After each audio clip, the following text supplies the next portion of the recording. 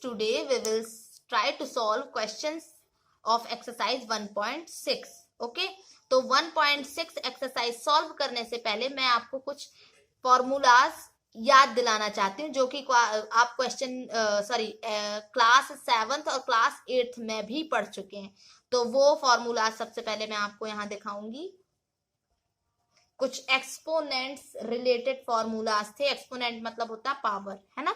तो first formula आपका था a to the power m into a to the power n। ये क्या होता है? a to the power m plus n, मतलब जहां बेस इक्वल हो और मल्टीप्लीकेशन का साइन हो तो पावर जो है वो प्लस हो जाती हैं, ठीक है। फॉर एग्जांपल देखें, यहाँ 2 की पावर 3 और 2 की पावर अगर मैं 4 कर दूं, यहाँ देखो a दिया है तो मतलब यहाँ 2 2 है। a की जगह आप कोई भी नंबर ले सकते हैं, ठीक है, और m n की जगह कोई भी रियल नंबर ले सकते हैं, ठीक है। तो यहाँ देखें क्या होगा, 2 to the power 3 plus 4, it means 2 to the power 7। Okay, second formula था आपका a to the power m divide by a to the power n। Base same है और डिवाइड का साइन दिया हुआ है तो पावर्स क्या हो जाती हैं? सब्ट्रैक्ट हो जाती हैं, ठीक है। यही क्वेश्चन मैं बताऊं आपको। 2 to the power 3 divide by 2 to the power 4, so 2 to the power 3 minus 4, it means 2 to the power minus 1। तो ये नेगेटिव पावर है और नेगेटिव पावर को पॉजिटिव करने के लिए हम क्या करते हैं? अपॉन में लेते हैं उस नंबर को, है ना। जो हमारा 2 minus 2 to the power minus 1 दिया था, अगर हम उसको 1 के अपॉन में कर देंगे तो पावर आपकी पॉजिटिव हो जाती है, ठीक है। फिर थर्ड फॉर्मूला आपका था a to the power m in to the power a to the power m to the power n, मतलब एक के ऊपर एक यहाँ पावर लगी हुई है ना। तो पावर्स क्या हो जाती हैं? मल्टीप्लाई हो जाती हैं। ओके, यही ले हम देखें 2 टू दी पावर 3 और to the power 4, so 2 to the power 3 into 4, it means 2 to the power 12। Okay, next हमारा फॉर्मूला था a to the power m into b to the power m। अब यहाँ देखो पावर सेम है और base अलग अलग है, तो हम क्या करेंगे? बेस का आपस में मल्टीप्लीकेशन और पावर को एक ही बार लिख देते हैं, ठीक है। फिर एक और था हमारा a टू दी पावर 0, मतलब किसी भी नंबर की पावर अगर 0 होती है तो आंसर हमारा क्या होता है? 1 होता है, ठीक है। तो इसी से रिलेटेड हमको क्वेश्चंस दिए हुए हैं, तो चलिए चलते हैं एक्सरसाइज की ओर। See, some questions are given here, so let's start from question number 1।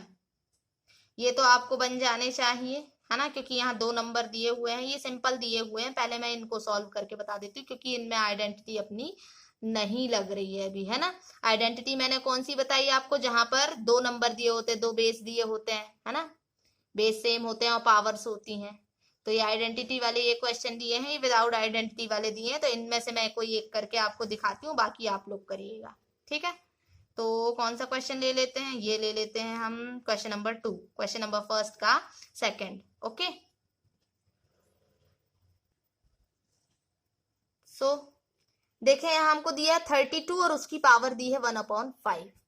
तो क्या करेंगे? चलें सबसे पहले 32 को हम फैक्टर्स में कन्वर्ट करते हैं, है ना, प्राइम फैक्टराइजेशन करते हैं। देखें 2 1 जा 2, 2 6 जा 12, 2 8 जा 16, 2 4 जा 8, 2 2 जा 4, 2 1 जा 2। यहाँ देखें 1 2 3 4 5, मतलब 2 कितने टाइम्स दिया है? 5 टाइम दिया हुआ है।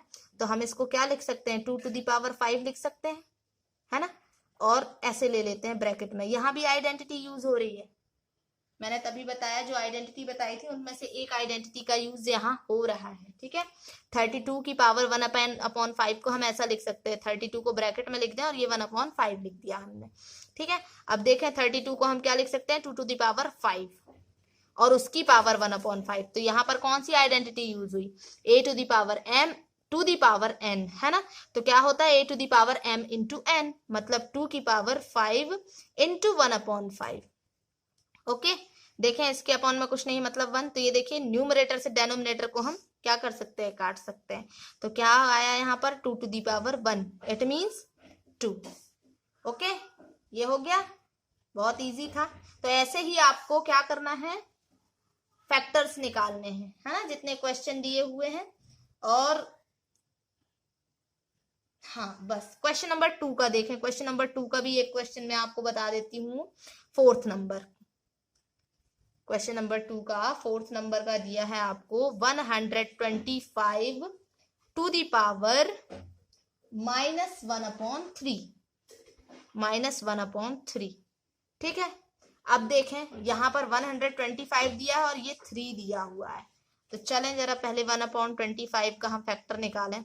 5 से करते हैं हम, है ना। 5 2 10, यहाँ बचा 2, 5 5 25, अगेन 5 5 25, 5 1 5। देखें 5 टू दी पावर 3 आया, ये 5 to the power 3 to the power 1/-1/3। Okay, तो ये देखें फिर वही आइडेंटिटी लग गई, 3 इंटू -1/3, है ना। एक के ऊपर एक पावर है तो पावर्स क्या हो जाएंगी, मल्टीप्लाई। 3 1 3, 3 1 3, तो क्या हुआ यहाँ पर 5 टू दी पावर -1। और मैंने पॉजिटिव पावर पॉजिटिव करने के लिए क्या बताया था, अपॉन में लिख दो इसको, 1/5 की पावर 1 और 1/5। ओके, तो अब ऐसे ही आपको क्वेश्चन नंबर 3 दिया हुआ है, चलो वो भी एक बता देती हूँ। तो क्वेश्चन हमें दिया है 2 to the power 2/3, 2 to the power 3/5। तो यहाँ देखें बेस सेम है और मल्टीप्लीकेशन है, इनटू मतलब क्या होता है, मल्टीप्लीकेशन। ठीक है, तो पावर्स क्या हो जाएंगी आपकी, प्लस हो जाएंगी, है ना। 2 टू दी पावर्स प्लस हो जाएंगी, 2/3 प्लस 3/5।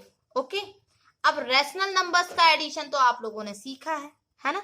देखें क्या करेंगे, यहाँ 2 की पावर, रेशनल नंबर दिया है, रेशनल नंबर कैसे फाइंड करते हैं, डिनोमिनेटर का मल्टीप्लाई, 5 3 15 और क्रॉस मल्टीप्लीकेशन 5 2 10 प्लस 3 3 9। तो ये कितना आया, 2 की पावर 19/15। ये हो गया आंसर। ठीक है, तो ऐसे ही बाकी क्वेश्चंस आप लोग कर लेंगे। तो यहाँ ये एक्सरसाइज आपकी कंप्लीट होती है, इवन ये चैप्टर भी आपका यहाँ पर कंप्लीट होता है। Okay, so complete all these exercises in your fair copy.